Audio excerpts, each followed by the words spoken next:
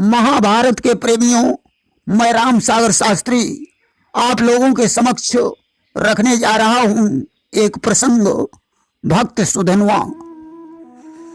देखिए, जिस समय धर्मराज युधिष्ठिर अपने भाइयों का परामर्श लेकर हस्तिनापुर का शासन कर रहे थे कि लेकर सलाह भ्राताओं की कर रहे युधिष्ठिर शासन थे। निज नगर हस्तिनापुर में वह करते शासन संचालन थे। उस समय धर्मराज युधिष्ठिर ने अश्वमेध यज्ञ किया। किन्नप अश्वमेध का यज्ञ किया, अपना घोड़ा छुड़वाया है।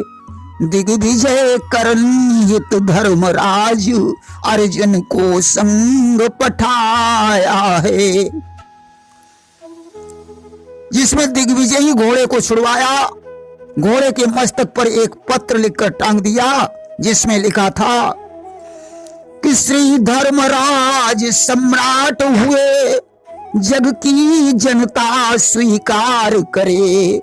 जो कोई घोड़ा रोके वो रण में लड़ना स्वीकार करे।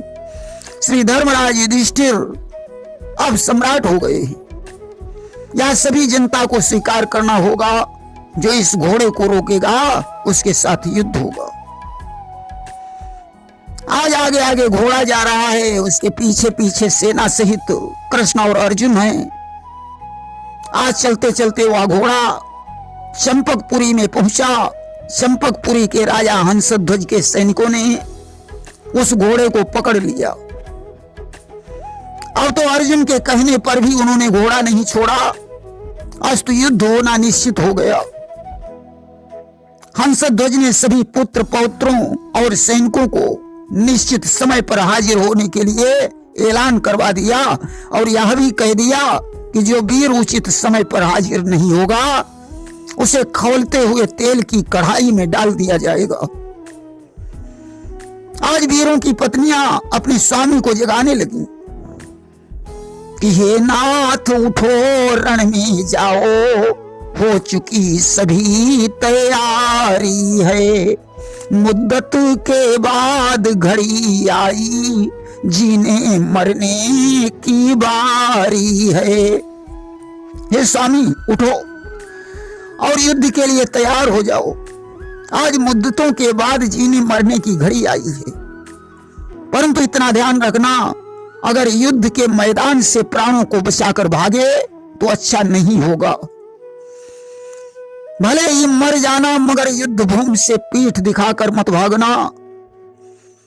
कि यदि घाव पीठ में देखा तो हे नाथ लाश फिकवाऊंगी।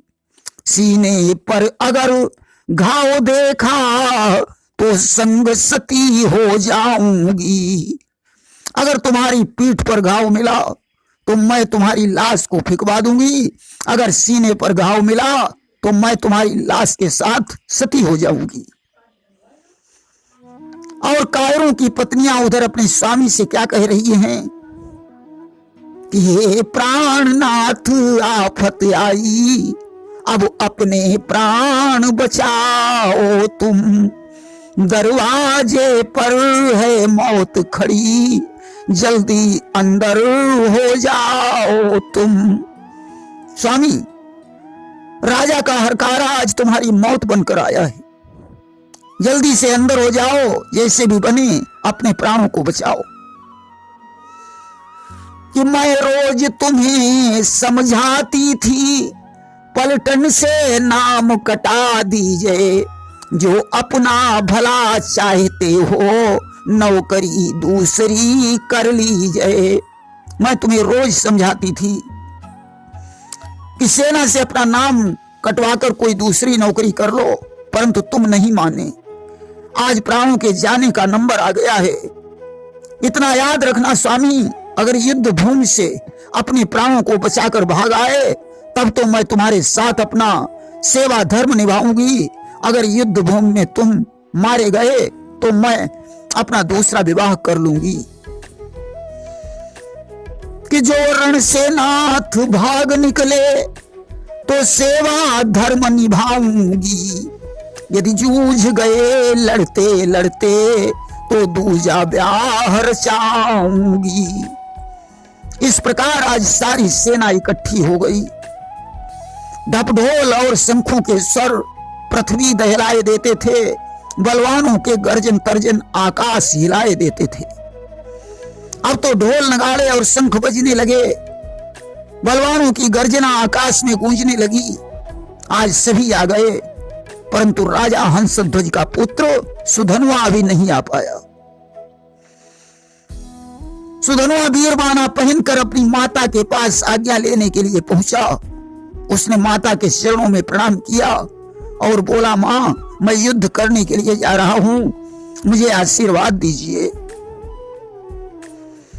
कि माता ने आशीर्वाद दिया, इस रण में विजय तुम्हारी हो, भगवान तुम्हारा भला करें और पूर्ण आस हमारी हो।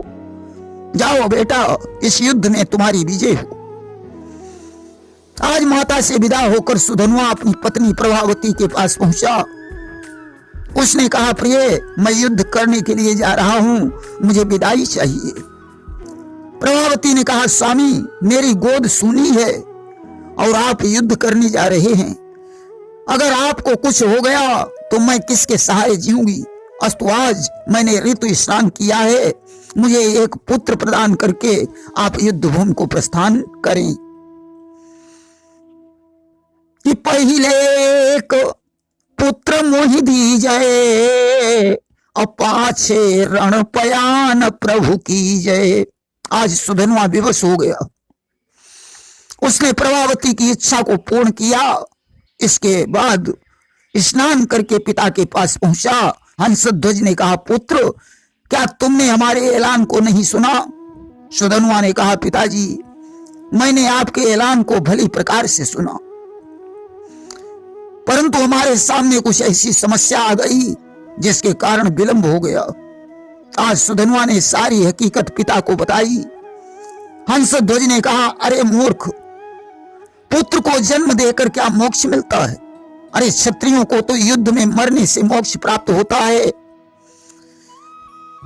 मूर्ख, तूने हमारी आज्ञा का उल्लंघन किया है। कि अरे मूर्ख, तूने दिया आज्ञा को ठुकराए, अब तो मैं लाचार हूं, क्या कर सकूं सहाय। अब मैं तेरी कोई सहायता नहीं कर सकता हूं, तुझे इस खौलते हुए तेल की कढ़ाई में कूदना पड़ेगा। सजनों, शंख और लिखित मुनि भी वहां पर बैठे हुए थे। उन्होंने कहा, सुधन्वा, अब क्या सोचते हो, कढ़ाई में कूदो। सजनों, आज सुधन्वा भगवान कृष्ण का नाम लेकर कढ़ाई में कूद पड़ा। कि अब तो बस हाहाकार मचा, प्रभु ने लीला दिखलाई है। शीतल हो गया तेल सारा, उस पर कुछ आँच न आई है। अब तो हाहाकार मच गया, परंतु भगवान कृष्ण की माया से कढ़ाई का तेल पानी की तरह ठंडा हो गया। अब तो दर्शक वृंद आश्चर्य में डूब गए। शंख और लिखित मुनि को संदेह हो गया। मालूम पड़ता है कढ़ाई का तेल गर्म नहीं है, लाओ नारियल डालकर देखते हैं। उन्होंने कढ़ाई में एक नारियल डाल दिया। अब तो नारियल गर्म होकर फूटकर शंख और लिखित मुनि की खोपड़ी में लगा, जिससे उन्हें होश आ गया कि तेल ठंडा नहीं बल्कि गर्म है। आज राजा हंसध्वज से कहने लगे, महाराज, सच में आपका पुत्र सुधन्वा भगवान का भक्त है, जिसकी रक्षा स्वयं भगवान कृष्ण कर रहे हैं। कि बोले, सच में आपका है सुत भक्त महान, रक्षा इसकी कर रहे स्वयं कृष्ण भगवान। तब तक भगवान कृष्ण भी वहां आ गए, साथ में अर्जुन है। हंसध्वज आज भगवान कृष्ण के चरणों पर गिर पड़ा। उसने घोड़ा पकड़ने के लिए क्षमा मांगी। आज प्रेम पूर्वक उसने घोड़े को वापस कर दिया और धर्मराज की यज्ञ में शामिल हुआ। प्रेम से बोलिए वृंदावन बिहारी लाल की जय।